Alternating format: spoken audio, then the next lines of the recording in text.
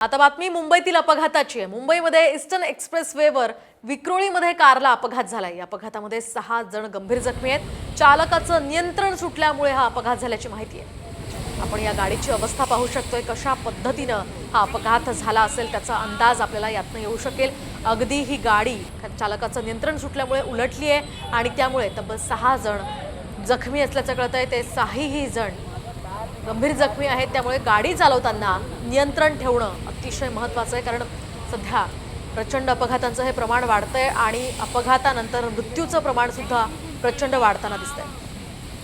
आता बातमी मुंबईतील अपघाताची आहे। मुंबईमध्ये ईस्टर्न एक्सप्रेसवेवर विक्रोळीमध्ये कारला अपघात झालाय। या अपघातामध्ये 6 जण गंभीर जखमी आहेत। चालकाचं नियंत्रण सुटल्यामुळे हा अपघात झाल्याची माहिती आहे।